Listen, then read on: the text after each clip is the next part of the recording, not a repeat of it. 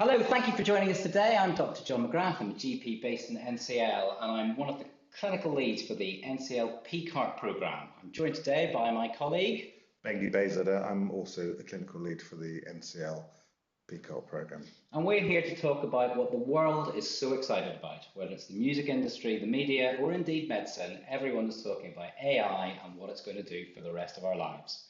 What are we specifically here to talk about today, Bengi? So we're here to talk about Ambient Scribe AI. It has been on our radar for probably the best part of a year now, but the heat's ramped up about it because Acrix is about to launch their product in a couple of weeks' time called Acrix Scribe. Okay, so we're talking about Ambient AI Scribe, multiple providers available, but this moment triggered by the imminent launch of a new product across lots of NCL practices. So Bengi, there's multiple companies that are selling products or promoting products that are used in general practice. What are some of the names of the companies that we might be familiar with? So I'm sure everyone's heard of Heidi. That's probably the biggest player at the moment. And there's also Tortoise, which has been used as part of a pilot within NCL. On top of that, other scribing tools that are approved within our locality include Anima and also the eConsult Talkback tool as well. Okay, so we're aware that there are a number of different providers and that some people may already be using these technologies in their practices. I suppose for me, why? What's the problem that these solutions are trying to solve? What's the reason for thinking about using them? So most of these products are being advertised as giving you some time back. They say for a full-time GP, you can save an hour a day because it takes away the time for you having to write in the notes, because it does the writing for you and allows you to concentrate more on listening to the patient. Okay, so something about saving time in the consultation, but there's also been commentary about how that can improve the quality of the notes that we're sharing with patients.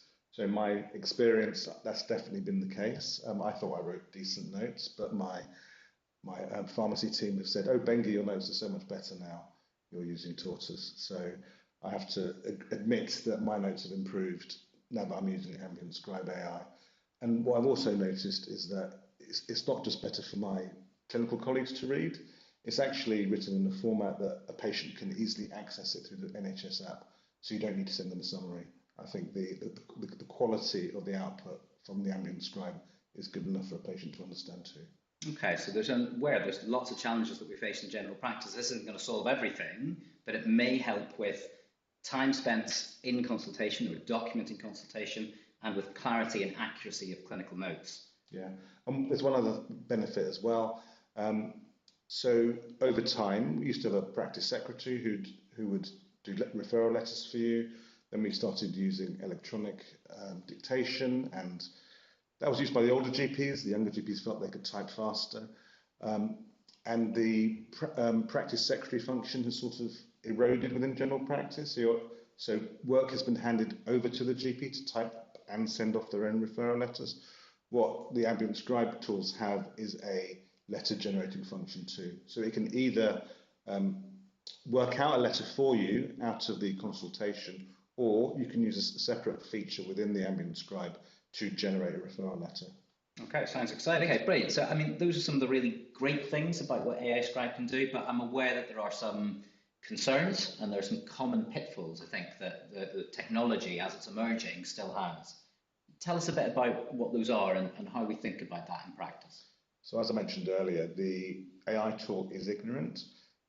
You shouldn't be thinking of it making any clinical interpretations or making any clinical decisions.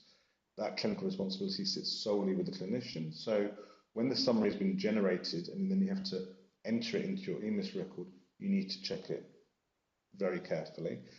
There's this thing called hallucinations where it makes things up, and it does make things up. If you're not very explicit in what you're saying to the computer, it will try and fill in the gaps. Sometimes it gets it right, sometimes it gets it wrong. One complaint I've heard is, there's too much detail in the notes now, Bengi. And possibly that's true. I actually find the more rich history you have now usually useful.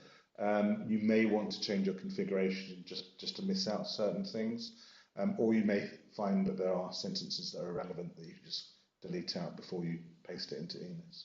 Okay, so I mean that makes sense. It's checking what a transcription service is doing before we enter that into a patient's medical record that then they are able to view, or if you've inserted the right permissions, not able to view, depending on the content of it. Are there any other pitfalls that you have learnt to manage in a different way? So I've done demonstrations in various settings. I've done it in consulting rooms. I've done it in an open plan office. What I noticed recently is that you need to make sure your sound settings are right. I think that a separate webcam that sits on top of your monitor normally has good enough microphones to record you speaking. I know some of the providers give you microphones on top of that.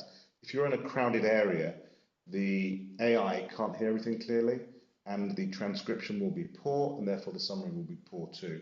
So you need to make sure that the sound is being recorded accurately.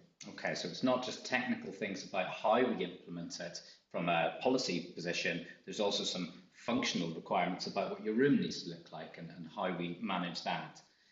But thank you for explaining the really clear difference it's made to the quality of your clinical notes, and if it can get rid of some of my spelling mistakes, that would be fantastic.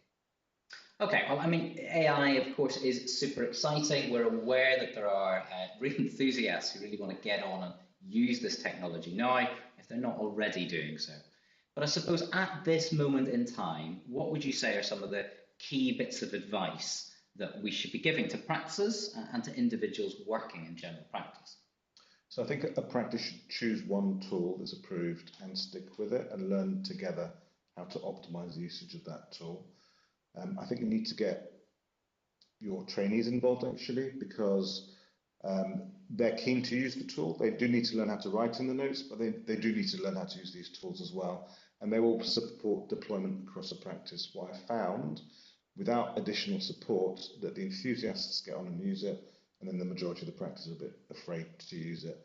And I think you need to have a clear program in place to ensure that everyone gets a little bit of hands-on, one-to-one training to help them set up their configuration, and also to get their configuration to evolve over time. There should be regular practice meetings where you discuss how your life is with the tool, and a facility to adapt your configuration once, twice, 3 times on a monthly basis. Okay, I mean, what's been described there really clearly is how we approach and adopt change, whether it's in general practice or in other settings. But some consistency about what you're trying to achieve, and some clarity as a practice about what you think this can do for you. And then that stepwise approach that Bengi's describing. This is not going to be the perfect the first time you use it. There's some clear rules about using it properly, but then that learning about how to use it practically across a range of consultation types and skills that you need to demonstrate within the consultation room.